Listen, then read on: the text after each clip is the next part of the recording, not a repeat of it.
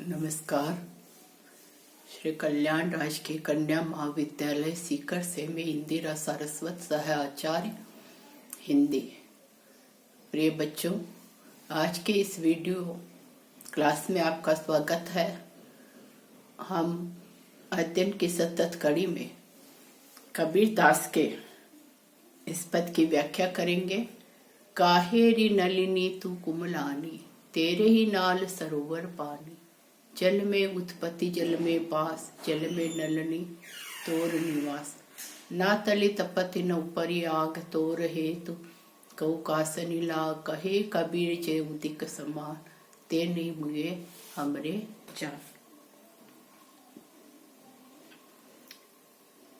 यहाँ कबीर ने कमलिनी के माध्यम से आत्मा की स्थिति पर प्रकाश डाला है।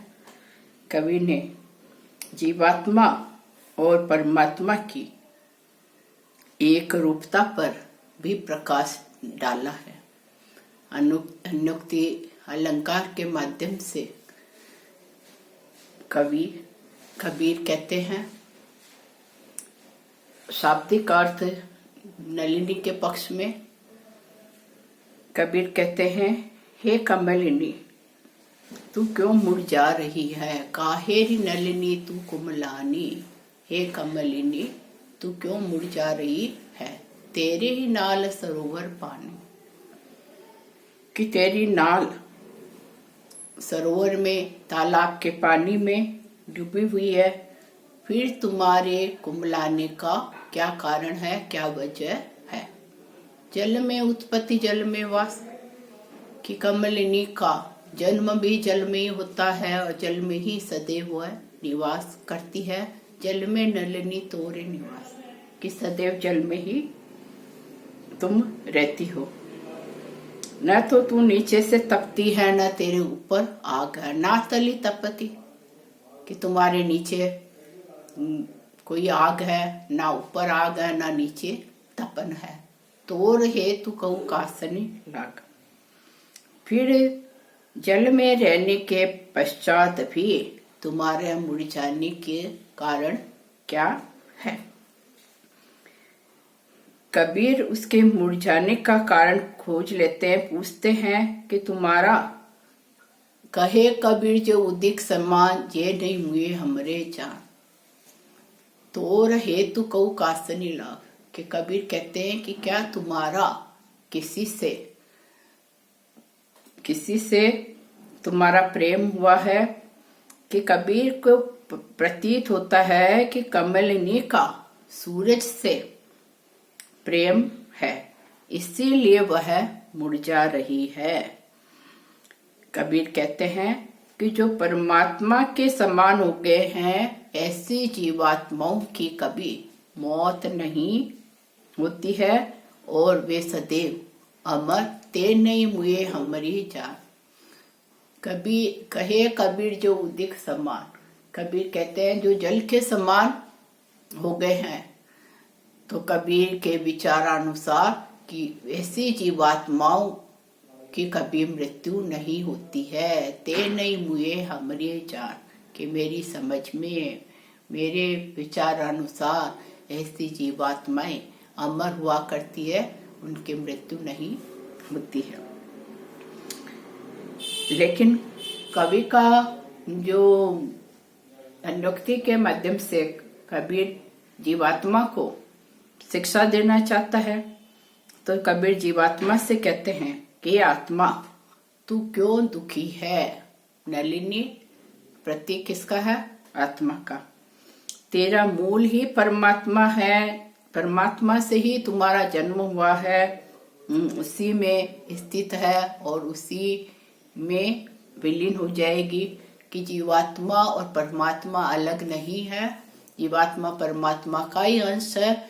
मृत्यु उपरांत जीवात्मा परमात्मा में ही विलीन हो जाती है। फिर तेरे कष्ट का क्या कारण है।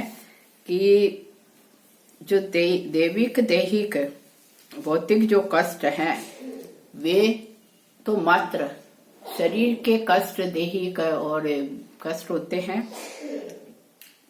आत्मा के वे कष्ट नहीं है, फिर हे जीवात्मा तुम्हारे कष्ट के कारण क्या है? कबीर कहते हैं कि वही जीवात्मा कष्ट अनुभव करती है जिसका परमात्मा से लगाव नहीं होता है, जो अत्यधिक सांसारिकता में व्यस्त रहती है, सांसारिकता में लीन रहती है। ऐसी जो आसक्त, सांसारिक विषयों में आसक्त जो जीवात्मा है, वही जीवात्मा दुखी रहती है। अंत में कबीर कहते हैं, आत्मा तुम स्वयं परमात्मा के समान हो। जो परमात्मा अजर अमर है, कभी परमात्मा की मृत्यु नहीं होती। इसलिए हे जीवात्मा तुम्हें दुखी नहीं होना चाहिए कि आत्मा भी परमात्मा का ही अंश है और मृत्यु उपरांत हर आत्मा परमात्मा में जाकर विलीन हो जाया करती है। तो यहाँ इस पद में कबीर में कि आत्मा और परमात्मा की एक रूपता पर प्रकाश डाला है कि आत्मा और परमात्मा में भिन्नता नहीं है, दोनों एक ही है। जैसे कबीर कहते हैं, जल में कुंभ, कुंभ में जल, भीतर बाहर पानी, फूटा कुंभ जल जले समाना, ये तत् कहो ज्ञानी। इसी प्रकार पानी से हिम बया, हिमते गया पिलाए, जो कुछ था सो भया, अब कुछ कहा न जाए। इत्यादि पंक्तियां भी कबीर की है कि जीवात्मा को परमात्मा से अलग नहीं किया जा सकता, दोनों एक ही तत्व के दो भिन्न रूप है। पिचायु से हम ये कहते हैं सांसारिक प्राणी को कि ईश्वर से अलग है, लेकिन मूलतः वो ईश्वर से भिन्न नहीं हुआ करती है।